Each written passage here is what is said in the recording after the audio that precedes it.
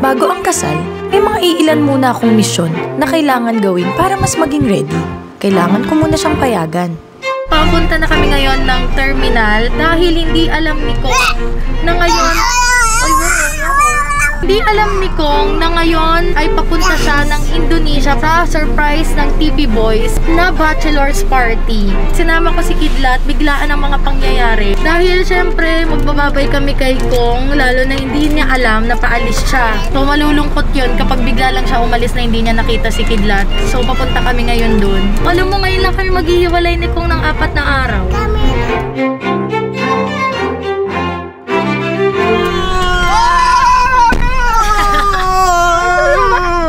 Ay, Kidlat. Buti nakapagmamay ako sa'yo. Alis muna ang iyong full time. Love, thank you very much sa pagpayang. Wala akong gagawin katarantaduhan. I love you so much. Mag-enjoy ka din naman. Yes. Mga gamit mo nandun. Tapos, syempre, meron akong pabao. Hindi ko na napa-encash. Diyan mo ipa-encash. Guys. Bye-bye to Dada. Bye-bye. Bye-bye. Ibistab mo. Bye, love. Bye-bye. Bye, love. Ingat. Hello, Kuya. Ay, hindi na babati. Uy, submit lang ako. Sa Saudi. Bye-bye. Sa Saudi. Anak naman, nadadala ako sa iyak. Iyak tuloy tayo pareho. 4 na araw lang, babalik naman si Daddy. Sabi ni Ate Lynn, talagang nag-akapan na yung magdanay. Akala mo talaga isang buwan. Nag-letter lang ako sa kanya ng enjoy ka dyan. Tapos ako bahala kay Kidlat. Kasi hindi makakapag-enjoy yun kapag hindi mo binigyan ng assurance. Kahit nagdadramahan kaming mag-ina sa saglit na panahong wala sa bahay ang kanyang daddy, ako muna ang bahala kay Kidlat. So ngayon, ang first ever photoshoot at wala ang kanyang ama. Kaya kapag medyo ayaw na niya ng ginagawa,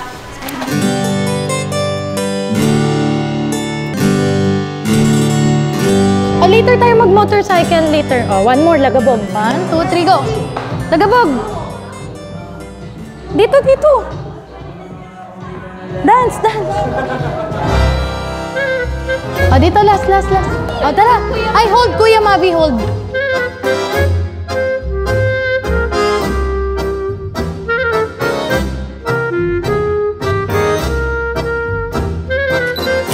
Show your teeth.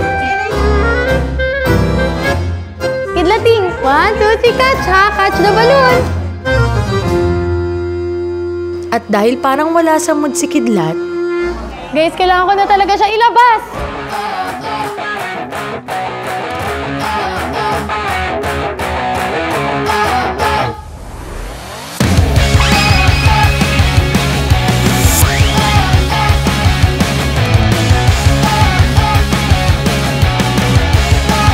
So guys, unti-unti ko na siyang napapasunod sa aking bitag.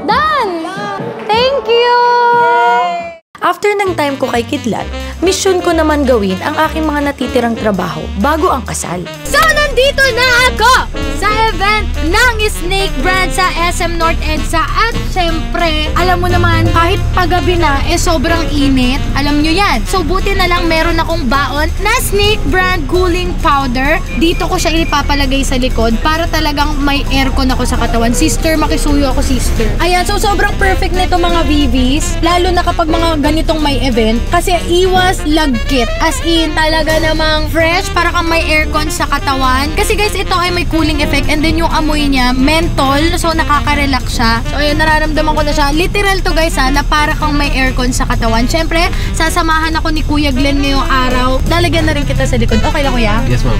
Ayan. So, para fresh tayo parehas. O, diba? So, ano masasabi mo, Kuya? Very cool, ma'am. Ay, hindi ganyan kabilis yung effect niya, maghihintay pa. So ayan, nafe-feel mo na ba? Yes, ma'am. Ano siya, diba? Para lang talaga siyang literal na malamig sa katawan. So kung ako sa inyo, itry nyo na ang snake bread. Kuya, nandun yung event. Ay, oo nga pala. Sorry, ma'am. Hi mga babies! Maraming salamat po sa pagpunta nyo dito. Ayan. I have something for you for your wedding.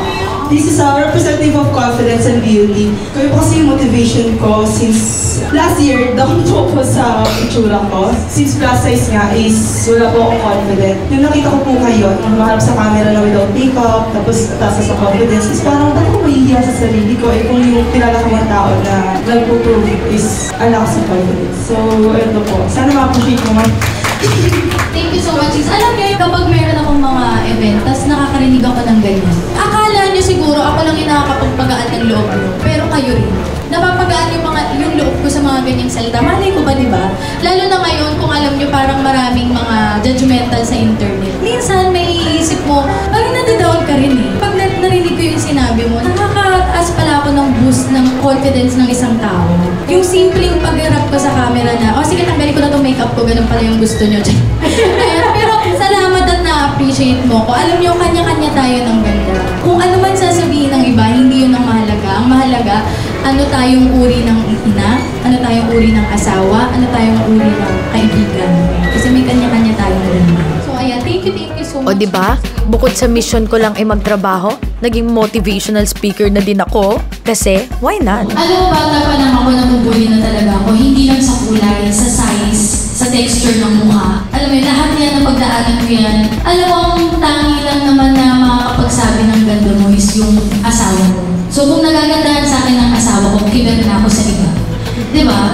After ko maging motivational speaker, mabuti na lang at nakauwi na din agad ang aking groom-to-be. Isa pang mission ko bago ikasal ay ang suportahan siya ng matindi.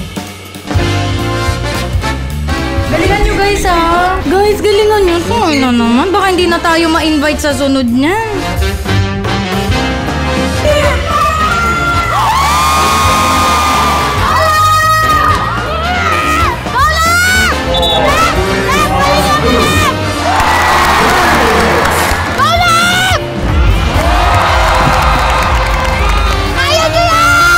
Next mission, ibigay naman ang mga invitation at mga regalo ko para sa aking bridesmaid. Ito yung aming invitation. Dalawa to, yung isa paparating pa lang. Pero ito yung una. So, simple lang naman siya.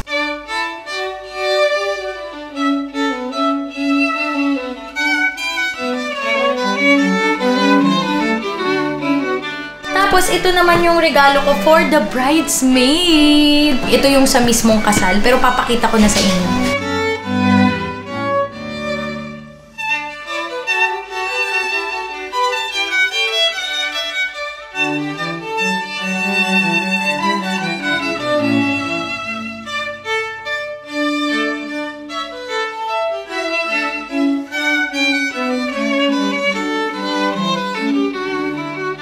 Lip Slay by Villain Cosmetics. Ito po ay exclusive para lang sa aming kasal. Ito po ay last year pa nung pagka-engage, pinagawa ko na talaga to. Naghanap ako ng manuf na makakagawa ng gusto kong klase ng formulation para lang sa kasal namin. Kasi ang tagal kong hinintay itong kasal na to. So gusto ko ma-feel ng mga bridesmaid ko na talagang special sila sa aming mag-asawa. So nagpagawa ko ng ganito sa Villain Cosmetics. Ito lang po yung gagamitin nilang lipstick sa kasal. Pati ako, naka-lip slay ako. So para po ito sa mga wedding guests and bridesmaids. So, sobrang nakaka-excite.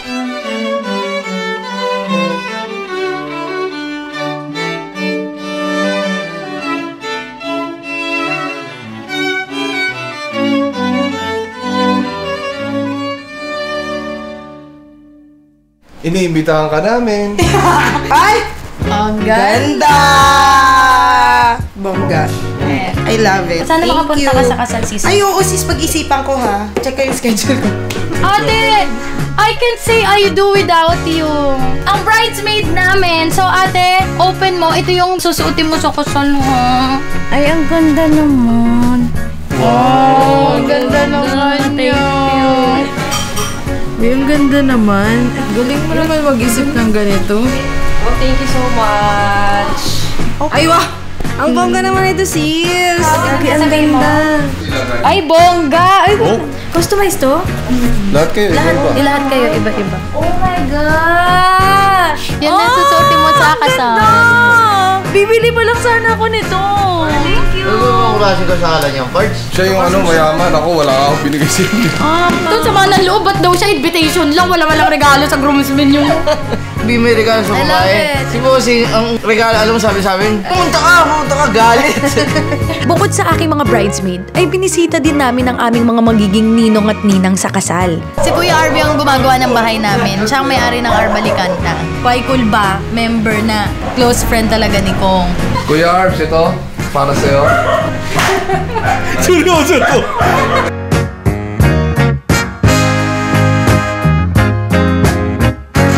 May nakakita na, sabi, bakit hindi si Mami Pinty kinuha mo? Kaya nga.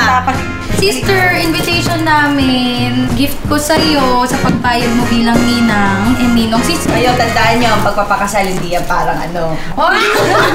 Ang maa-advise ko sa inyo, kayo ng talagang kapag ka nararamdaman nyo, may mga times kami ni Mikey napapagod kami tapos hindi namin naiisip, uy, tara natin wala kasi ang lang ang nagpapaiba ng relationship nyo sa ibang tao.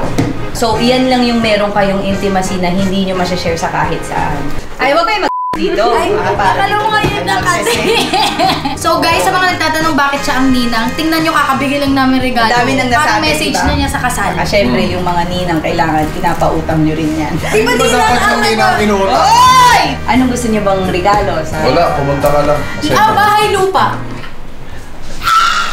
Almost mission accomplished na at ang final na lang ay syempre samahan ng aking magiging groom-to-be sa kanyang pamamanhikan. Ma, baka tumutol kayo ha. Ay, tututol talaga ako. Joke lang. Hi po, Papa. Hi po, Mama. Parang ngayon lang mag-video. Ito na pa talaga pa. Ay, kinilig. Panoorin natin guys yung prenup na upload na.